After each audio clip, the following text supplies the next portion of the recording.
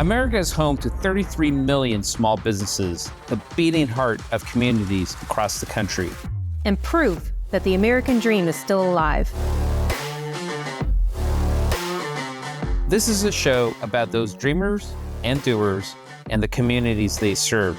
Their real life stories. Their struggles and successes. Their grit, determination, and passion. And the people who fight to keep their American dream alive. I'm Alfredo Ortiz. I'm Elaine Parker. And it's time for another episode of Main Street Matters, America's small business megaphone. Hi, everybody, and welcome to another episode of Main Street Matters, America's small business megaphone. I'm Elaine Parker with Job Creators Network, and today we're joined by Richard Stern. He is the Acting Director of Economic Policy Studies and the Director for the Federal Budget at the Heritage Institute. Richard, thanks so much for joining us. Thank you so much for having me on today. Well, I'm really excited to have you on because there's so much news today about the Federal Reserve. Aside from governors being removed, we don't even need to address that kind of stuff. I'm really more focused on the Fed's kind of outsized influence on the economy. We're all kind of sitting with bated breath this entire year waiting for a Fed cut, but I'd really like you to kind of go back to Fed 101 for us, if you will. And with its outsized influence on the economy, it really operates with very little accountability. Should these unelected federal governors have this much power over Americans' livelihoods? It's a great question. And of course, this is an important topic for everybody. A lot of people talk about the Supreme Court and Congress and all these other things, but so few people really understand what you just said, which is how much of all of our livelihoods and our lives are really controlled by the Fed. So what it comes down to is, we tend to all think about money as wealth. We measure it in wealth. But, if I left you on a deserted island with cash and nothing else, you wouldn't like it very much. Money is only useful because you can exchange it for the real things that you want. A roof over your head, clothes on your back, food on your table. And so the Fed's there because we've decided, now not all of us, but Congress back in 1913, decided that instead of letting the money, the thing itself, be controlled by the private sector or by banks, they wanted the government to referee the money supply. So in essence, they viewed it like a highway system, a common infrastructure that they wanted the government to operate. Obviously, a lot of people, including myself, certainly a lot of people that are pro-cryptocurrency, would prefer that it too was privatized and the control over the money was something that was privately done, not done by a group of elected or unelected bureaucrats or politicians. So that's, I think, kind of the original basis of why do we even have a Fed and what is the debate over that? Yeah, I mean, what do you see, or do you not see? What do you see as the biggest problem with, how it is structured today? So I'm a huge fan of Bitcoin and cryptocurrencies and gold. I'm one of those radicals. I like the idea of the money being controlled by the private sector, as with anything else. But so at some level, I think that's one of the problems, right? Is I would prefer to see privatization of that. And you can make arguments that really until recent digital technology, there wouldn't be a way to verify that when you're looking at a dollar, it's a real dollar without the government being able to say it is.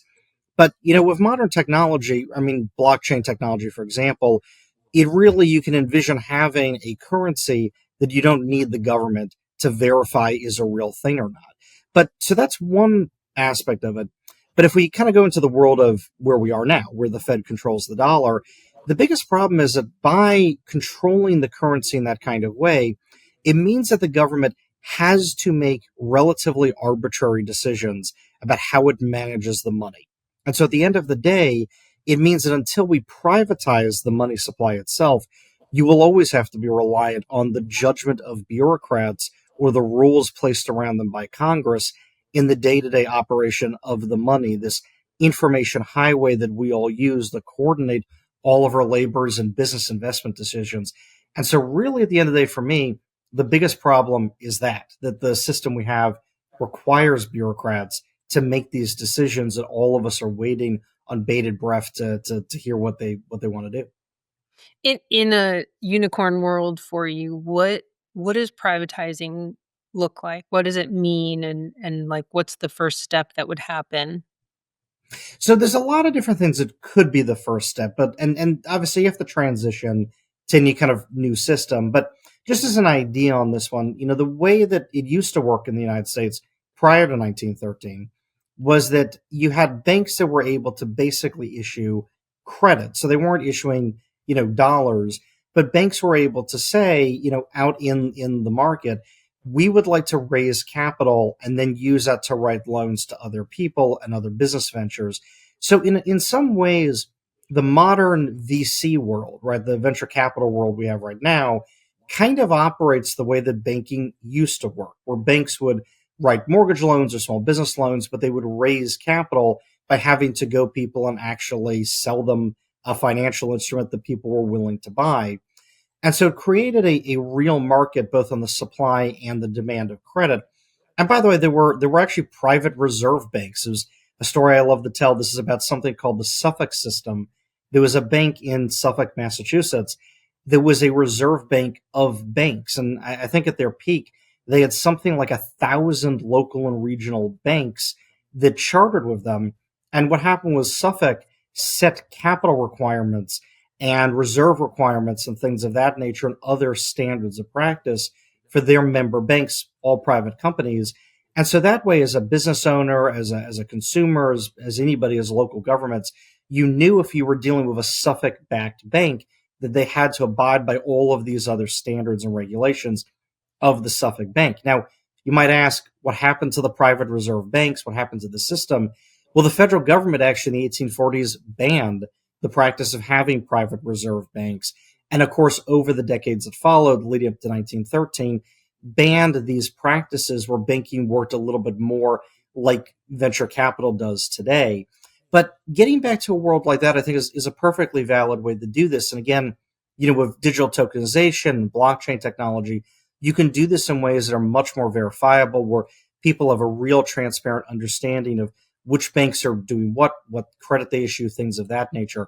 But that's of course a long-term transition out of the system we have now. Just out of curiosity, when you're talking about the reserve bank or the bank of reserve, the reserve banks, how how would a piece of legislation like Dodd-Frank impact that kind of system right now? Because I know it has really hurt community banks, which is the lifeblood for small businesses, but has hurt and really decimated community banks across the country. So the thing we could do right now without upending the current system at all, you could leave in place the current FDIC and the way the Fed works and the way that the FDIC chartered banks work. You could leave all that in place and simply allow private reserve banks that are not backed by the FDIC. And you could allow private, what are called full reserve banks, where if you make a deposit at a bank, they hold it as a deposit, and where again, they have to issue credit to raise money to then write loans.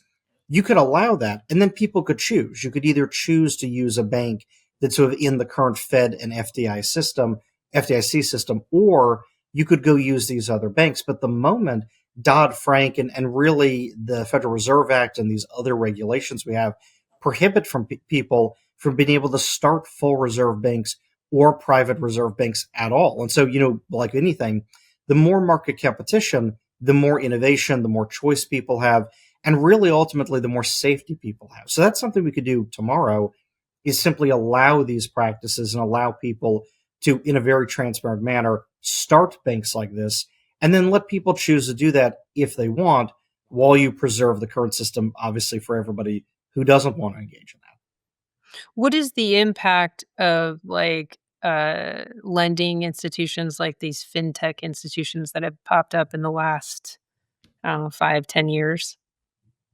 So I think it's been great because they've really filled in every nook and cranny of the market.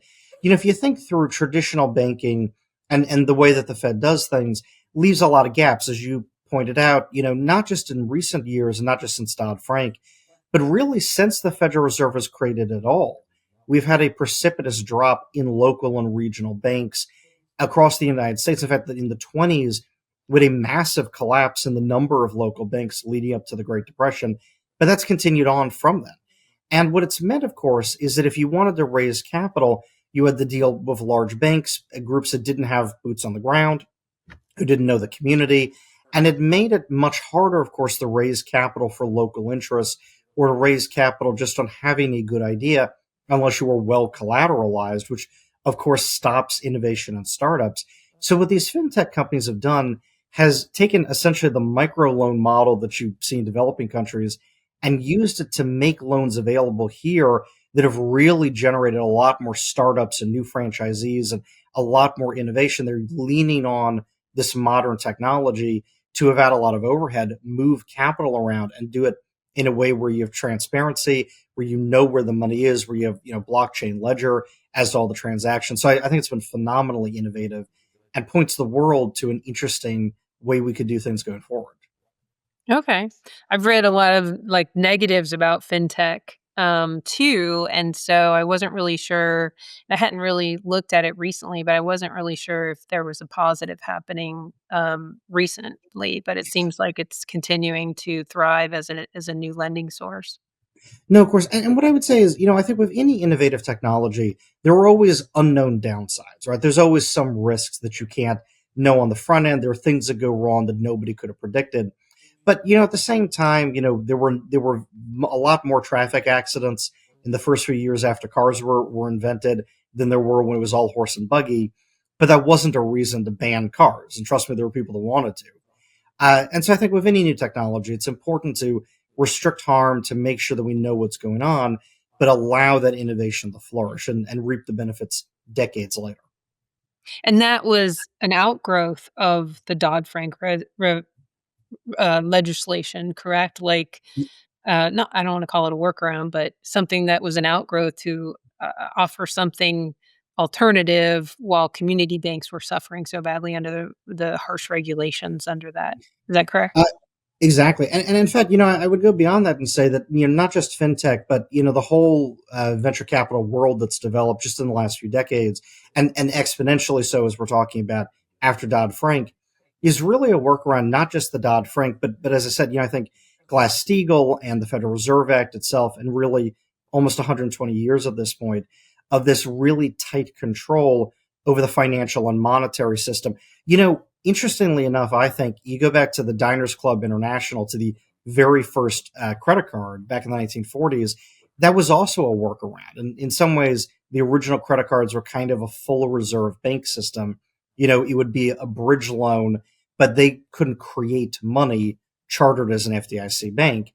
So I think you've had all these innovations quietly in the background that have been workarounds as DC has placed more and more regulation on our monetary system. You've had all of these different workarounds that don't feel like banks, but really are fulfilling that niche, trying to ensure that as much innovation as possible actually gets funded and as many people as possible who don't have capital can get access to capital. Okay, interesting. I thank you for connecting all those dots for me. There are things that I thought in terms of that, and then I was a little hesitant to call it a workaround, but you did, so we'll go with it. Yeah, no, that's what I'm here for, and I appreciate that. Yeah. When the Fed is making its decisions, how much transparency is there? I mean, it seems like they all go into a secret room and have secret handshakes and then come out and tell us what they're going to do, and that's it. But there's not a lot of transparency into the thought that goes into it. We've only recently heard about any dissension this year. I mean, usually it's just across the board. We hear that they're all in agreement, and Yeah. now we're starting to hear some dissension amongst the governors. How do we get more transparency in this group? It's a great question, but I think part of what's interesting about this is that the reason why there's so little transparency is that the feeling of the governors and really a bunch of people around that is at the end of the day there's really only a few dozen people who you can properly say end up making this decision. There's obviously the board, but there's the Treasury Secretary, Commerce Secretary, there's people like BLS Commissioner, there's a handful of bank CEOs, things like that. And so really it's a very small group of people. And part of their concern, frankly, is if you could see everything they're saying and thinking and what's in their own heads, or if they came out in public, then people would pick up on a word here or a sentence there, or they were looking at some random indicator and might cause a panic. But really, in my mind, what it showcases is how vulnerable a system is, where such a pivotal decision is ultimately made by a dozen people with only a few dozen around them who are really advising. And so, it would be great to get more transparency. But at the end of the day, it really does come back in my mind to just how small a group of people it is that are making this decision. Now, I will tell you, if you go and look at the Taylor rule, so, an equation that was put together in 1993, the Fed's target rates have largely tracked the Taylor rule. So as much as we like to pretend that there's a lot of runestone throwing and a lot of mysticism, and there is certainly, they do tend to stay pretty close to what that equation would predict. Not that that's necessarily good or even that predictable, but it is what it is. Uh-huh. In the early part of the Biden administration, I guess actually the second year, around 2022, we saw the highest inflation we had seen in 40 years. And the argument against increasing rates to combat inflation and get ahead of it was that it was transitory. What were your thoughts at that time? Because the arguments against increasing rates to combat the coming inflation was that it wasn't going to be here long. And now the arguments this year against decreasing rates have been that inflation is coming, just wait. And Right. so it's hard not to see the conflicting theories behind increasing rates and decreasing rates. They're very much in conflict. It's that one is that inflation is transitory, and so we don't need to increase rates, and one is that low inflation is transitory, so we need to keep rates high. And they're very much in conflict with free market and helping small businesses and Americans across the country. Oh, I absolutely agree with you. I will tell you one other thing about this. I actually think a lot of that came, frankly, from Powell really was quite incorrect, and not even just in conflict. I think you're right about that, but just I think fundamentally a misread of the situation. And I'll be perfectly honest with you, I don't know that he really believed that internally. I'll tell you part of why. So I was working in the House of Representatives in 2020 during COVID. I worked for the Republican Study Committee, which had an integral hand in helping to, referee the congressional debates over the CARES Act and the government's response to COVID and the massive spending. And what I can tell you, what we knew, I think what economic theory would have dictated, and it's what happened, is that when you have a massive, $7 trillion just dump of government spending and dump of government bonds on the market, there really was one of two things that could happen, or some combination of them. Either you dump that debt on bond markets, the Fed doesn't print money, doesn't lower rates, and then we would have had a massive spike in interest rates. Mortgage rates, prime lending rates would have been in the double digits in 2020 and in 2021. So you wouldn't have had inflation, but you would have had interest rates that would have been prohibitive to any economic activity.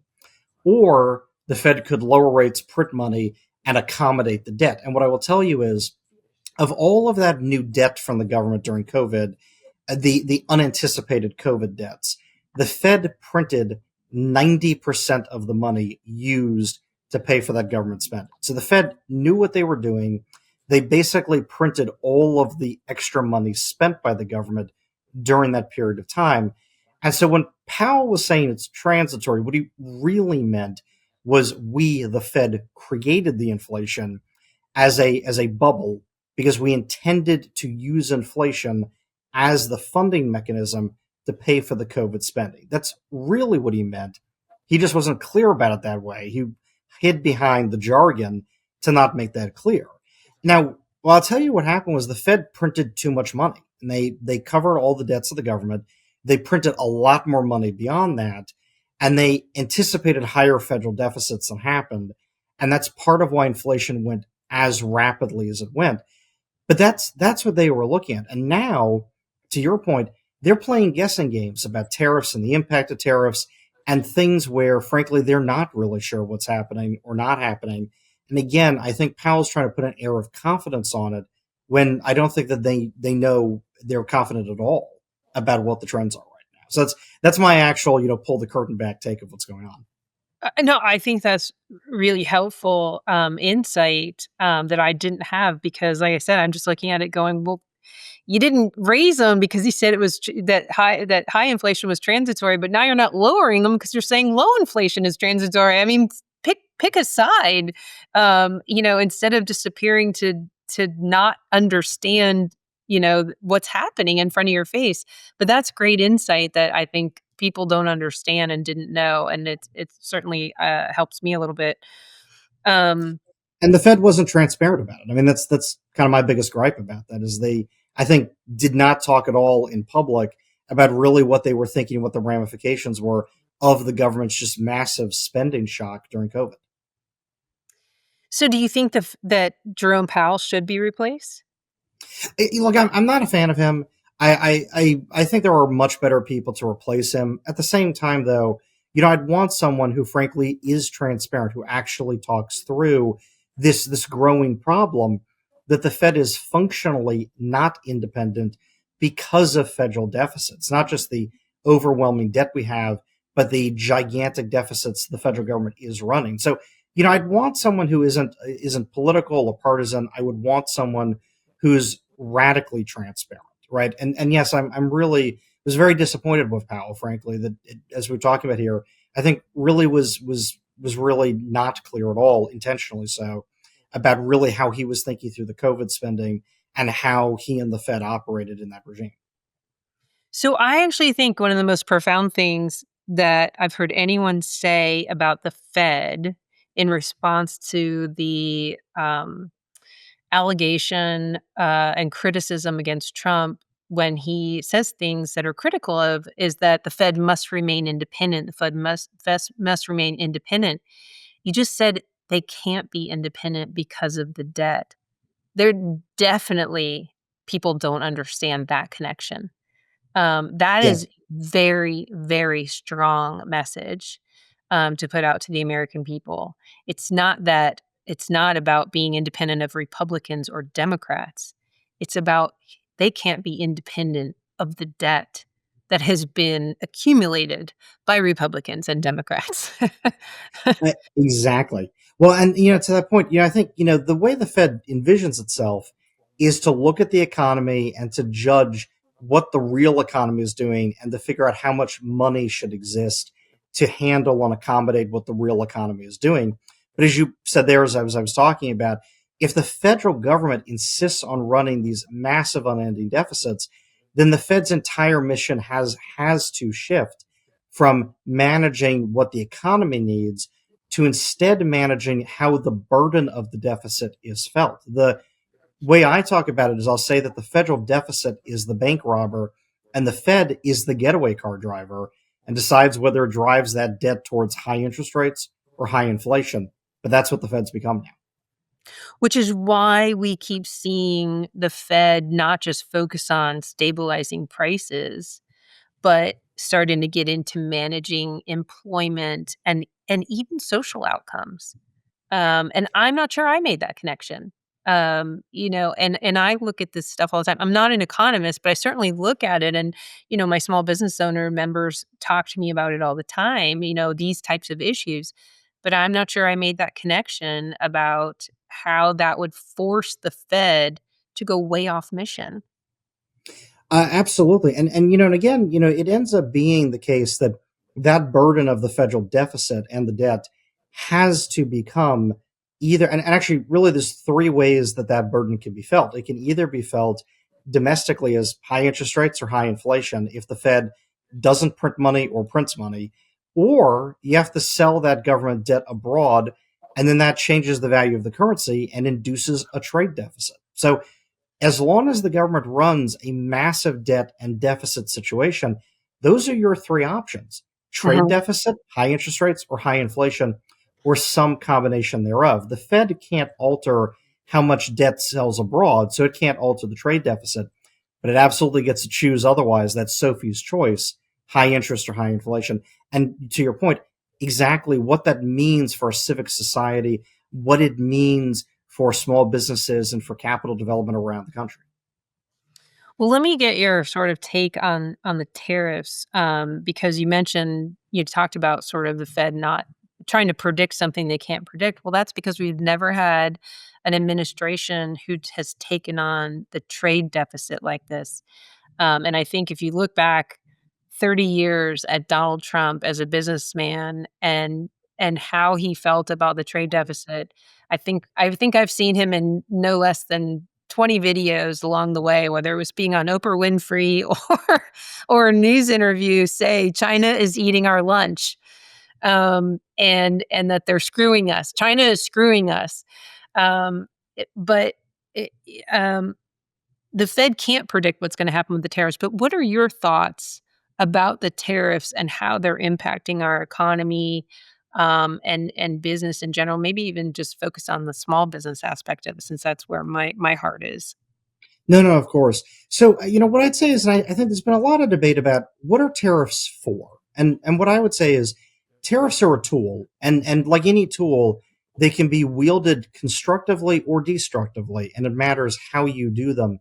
So, the president has said, and Heritage has come out, for many months and said that there's a lot of use in trying to use tariffs as a tool to negotiate wins across the board. We have China stealing hundreds of billions of dollars of IP from American companies each year. We have fentanyl flooding across our borders a lot because of Chinese involvement.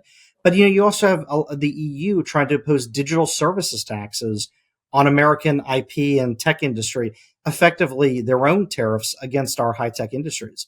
So to the extent that Trump uses tariffs to negotiate to get rid of those, to get rid of their digital services taxes, to stop Chinese military expansion or fentanyl, etc., it's a good use of tariffs. But the caution, of course, is tariffs in a permanent state do put the burden on Americans. In fact, it looks right now as if the vast majority of the tariff burdens have fallen on Americans. Now, not on consumers, but on American companies. And some of that's transferred the consumers. Most of it so far has come off the top of businesses' capital to invest in expanding operations. So this gets back to the tension of tariffs are a tool that harms us if they're permanent. The question is, can you use them to negotiate to get other wins to stop a lot of these other malign activities that Trump was talking about? And in some ways, the jury's still out. We have a lot of trade frameworks. We have a lot of negotiations going on, but the jury's still out on, I think, ultimately when the dust settles, how many deals he'll ink and what the benefits of those deals are. The what do the tea leaves tell you? I mean, do you feel like we're going to end up with, and what I've read is that we may end up with the deals that he inks, however many there are, with so it's kind of a baseline tariff of maybe 15% across the board. Do you think that's good, bad, um, improvement? So I still think, honestly, that 15% baseline is talking about is still posturing. I think it's still him trying to get as much as he can out of these deals. And I'm all in favor of him getting as much as he can, ending a lot of really decades of abuses abroad by other countries.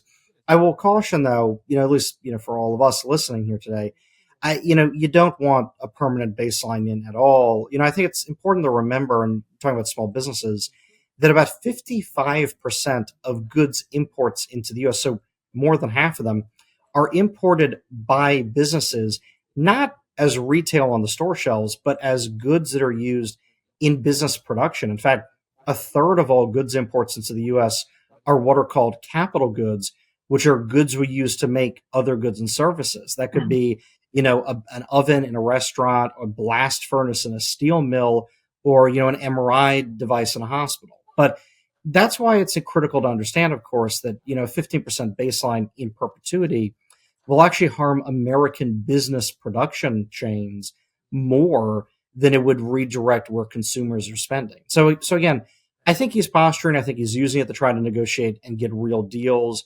And I appreciate that he's doing that. And I view him as a negotiator in chief. But it's important that tariffs are used that way and that the tariffs don't themselves become the end product of the negotiations. Interesting.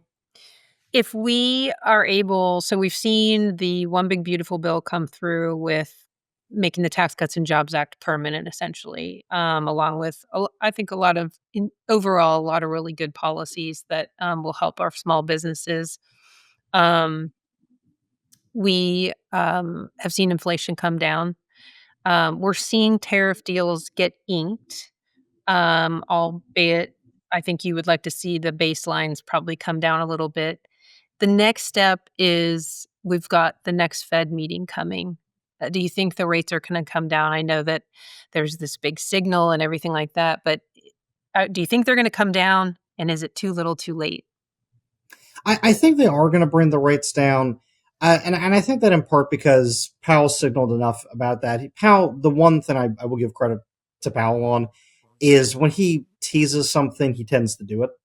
And I think you've seen a lot of pressure from the board. You've seen dissensions, as you brought up. So I think they probably are. My guess is going to be the consensus a quarter point. I don't think they're going to do a half point, but I could see it. Really? Only a quarter point? Well, I could see either a quarter or half point. I will tell you this. So Powell and the Fed really since 2000 has hugged really close to the Taylor rules predicted, number for the Fed rate. And the truth is there's a few assumptions that go into the Taylor rule. So there isn't one number that comes out of the equation. This is the old joke from Reagan. One of my favorite jokes from Reagan was he said, I want to hire a one-armed economist next time because they keep saying to me on the one hand, well, on the other hand, right? But if you think through kind of the middle of the pack of assumptions in the Taylor rule, you could get anywhere between leaving rates where they are or cutting them by even a full point. So ultimately cutting a quarter point or cutting a half point, and the Fed might cut a quarter and then cut another quarter again at the beginning of next year, something like that. I could see that happening. I will tell you though, what's been interesting though, and I think the reason why they hesitated was they ended up cutting rates a full point in a few different cuts at the end of last year and into the beginning of this year. And there was virtually no response in the economy. Businesses didn't pick up investment. The stock market continued on its trajectory unaltered. If unemployment actually is up a little bit since those cuts. The only thing that changed at all is prices went up a little bit. And so that would actually imply that the rate cut wasn't needed then. And I think that's actually why they've hesitated. That, as much as people say, look, I want lower rates, if you reduce rates and what you get is no positive response in the economy and prices go up a little bit, it's a little bit of a red sign, right, of a red flag on that. But with the one big beautiful bill and bringing back 100% immediate expensing, if rates were cut, small business owners could actually take advantage of that provision with lower rates and invest more. So we may actually see a good consequence of lower rates because that provision now exists. Absolutely. And I think what Powell's weighing, if I can kind of pour into his head a little bit, get the transparency we both would like, I think he's thinking that that's a reason to cut rates, maybe even ultimately by a half a point or more over many months to see if the market responds that way. But I think what he is weighing it against is a notion of, well, do the tariffs raise the cost of buying capital? So to be fair, like I said, about a third of our imports are capital goods. So even though the tax code makes it cheaper to buy new physical capital, if the tariffs make it more expensive to buy new physical capital, in Powell's mind, do those cancel each other out? And I think that's what Powell and the Fed board are actually asking themselves, is whether that rate cut you're talking about to take advantage of the one big beautiful bill, whether that's something that should wait until after tariffs or whether it's still good to do now. Again, I think they've signaled probably going to cut a quarter, maybe even a half point. But that's actually, I think, the real conversation they're having, though they're being a little cagey about it and using a lot of jargon to try to pretend that's not what I think they're talking about. Interesting.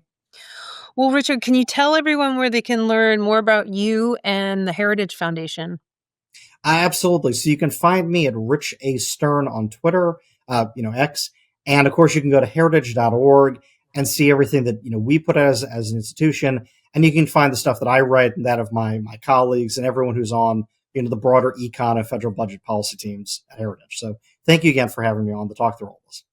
Well, Richard, it's been eye-opening for me on a lot of fronts. So thank you so much for taking the time to join us on Main Street Matters. And thank you all for taking the time to tune in. Main Street Matters is part of the Salem Podcast Network. New episodes debut every Wednesday and Friday. You can subscribe to the show wherever you get your podcast from, and we'll be back soon with another episode. Bye for now.